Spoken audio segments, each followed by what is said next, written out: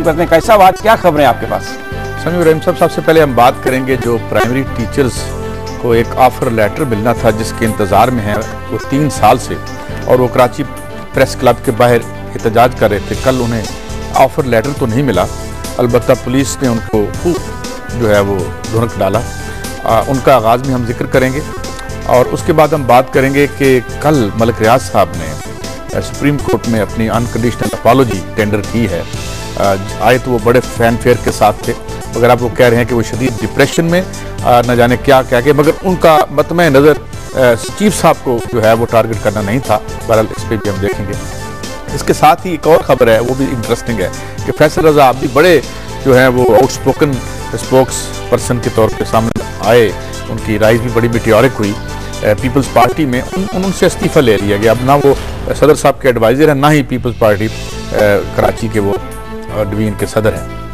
बताया ये जा रहा है कि वो निजी मसरूफियात की वजह से उनसे ये इस्तीफे लिए गए हैं, मगर बाज़ जगह रिपोर्ट ये भी हुआ है कि कहीं लैंड ग्रैबिंग का भी कोई इशू था जिसकी वजह से पार्टी ने ये एक्शन लिया है।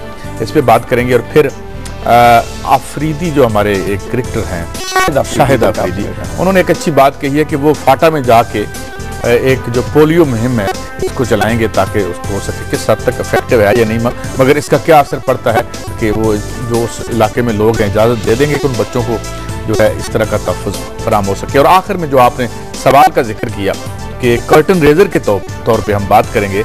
ज़िया साहब की जो अमरीत का आगाज़ हुआ था 4 और 5 जुलाई की शब, और 11 साल तक वो रही भी, और फिर उसने पाकिस्तान की तारीख का रुख मोड़ा।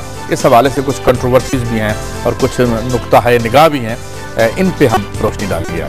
काई साहब, चलें आपकी इन खबरों पर बात करने से पहले, क्योंकि हमारे साथ मौजूद हैं जमातुद दावा के सरबराह हाफिज़ मोहम्मद सईद साहब, और नेटो सप्लाई का हुकूमत ने कल बहाली का ऐलान किया था, तो उस हवाले से दिफा पाकिस्तान कौंसिल के अपने नज़रियात हैं। हाफिज़ मोहम्मद सईद साहब, अस्सलाम वालेकुम।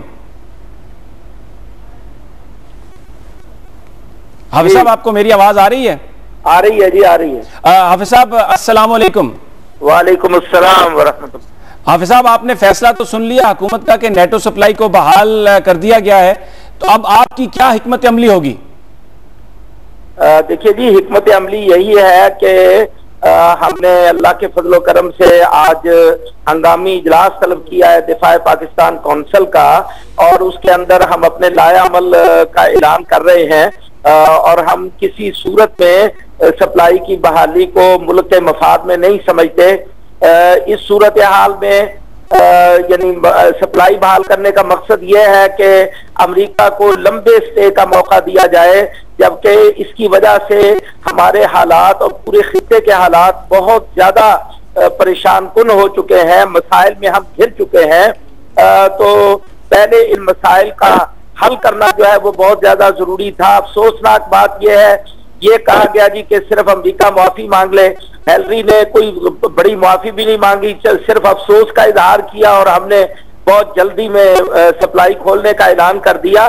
तो ये पाकिस्तान के अवाम के बिल्कुल यानी उनके खिलाफ ये फैसला है, और बिल्कुल वो लोग पाकिस्तान के लोग इस बात बर्दाश्त नहीं करते। इंशाअल्लाह हम इसका लाया अमल जल्दी पेश कर रहे हैं और इसको अवामी तहरीक के तौर पे इंशाअल्लाह बहुत जल्द सामने लाएंगे। अच्छा हाफिज साहब, आपने जिक्र किया कि आप ये चाहते हैं कि अमेरिका यहां से चला जाए, तो ये जो सप्लाई खोली गई है ये तो इसलिए खोली गई है कि अमेरिका वहां से अपना जो सामान है वो भी निकाल सके, और एक ये भी शर्त रखी गई है कि जो भी सामान जाएगा वो अफगान जो सिक्योरिटी फोर्सेज हैं उनके लिए होगा, नेटो के लिए नहीं होगा। भाईजान, इतने बड़े धोखे हम खा चुके हैं। ये कहना कि अफगान सिक्योरिटी फोर्सेस के लिए ये असला और इक्विपमेंट सारे का सारा जाएगा, जनाब ये जाएगा कौन लेके जाएगा, किसके पास जाएगा, ये सब नेटो का सिलसिला है। अमरीकी अफवाज इस सारे हर चीज को कंट्रोल कर रहे हैं। तो ये तो सिर्फ अशकशोई है और लोगों को धोखा देने के लिए एक नई चीज जो है वो सामने लाई गई है।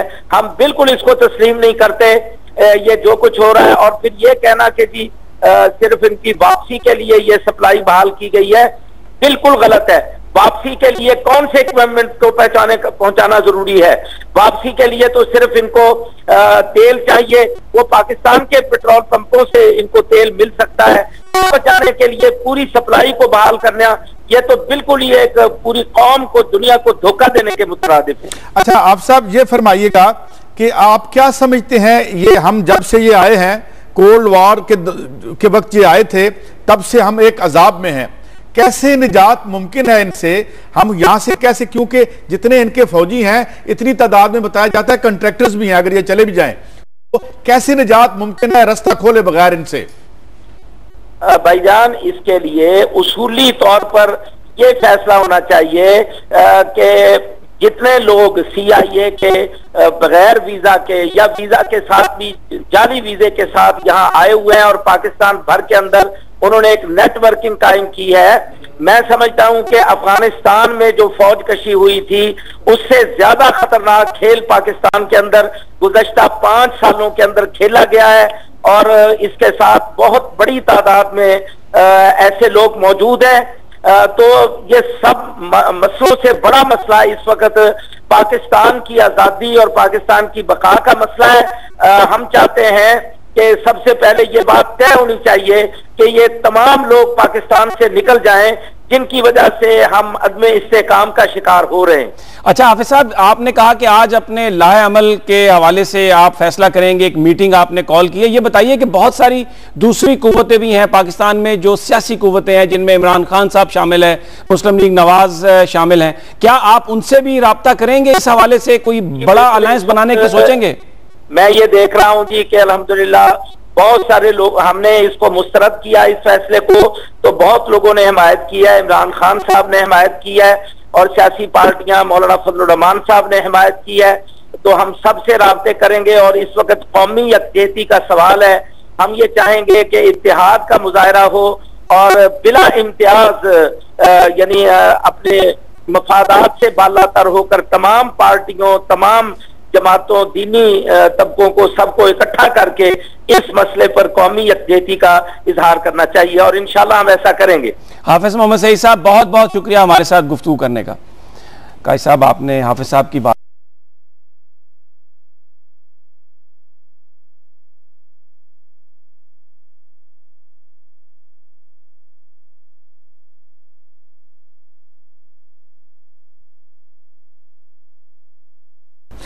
क्या अगर आप ये समझते हैं कि कुल्ली इनखला वो कर लेंगे यहां से, तो वो तो मुमकिन नहीं है जब तक कोई ऐसी सिचुएशन यहाँ क्रिएट ना हो जाए कि ये नहीं। आप इनखला पाकिस्तान से कर रहे हैं या अफगानिस्तान से? देखें जी, पाकिस्तान बुनियादी तौर पे तो अफगानिस्तान की बात है ना। अब तो अफगानिस्तान के अंदर अगर अमेरिकी कॉन्ट्रैक्टर मौजूद हैं अफगान हुकूमत की मर्जी से, तो आपको इस पे क्या एतराज है? अफगान हुकूमत की मर्जी से हैं, कितनी है नुमाइंदा अफगान हुकूमत?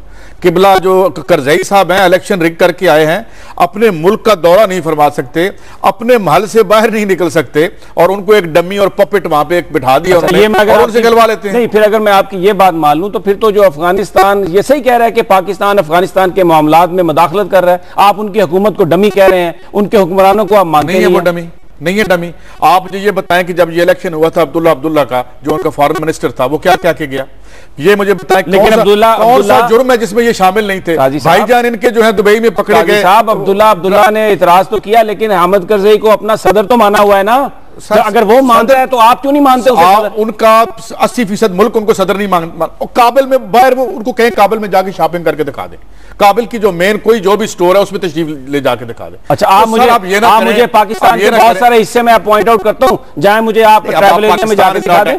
आप मुझे KPK के बहुत सारे हिस्से वहां पे जाके दिखा दें। बलोचिस्तान में आप बहुत सारे स्कूलों पर पाकिस्तान का झंडा नहीं लगा सकते। आप लिबर्टी मार्केट जा सकते हैं ना? जाते हैं आप यहाँ, ये लाहौर है ना, कैपिटल है, इस्लामाबाद की आप जो मार्केट है मेन, उसमें जा सकते हैं ना? वो काबिल की मार्केट में जाके दिखाएं। तो मुझे ये ना बताएं कि वो बड़े नुमाइंदा है, कोई नुमाइंदा नहीं है, वो डमी है, उनको वहां उन्होंने बिठाया हुआ है और वो जो है ये। चले खैर आगे चलें। अच्छा, आप क्या समझते हैं?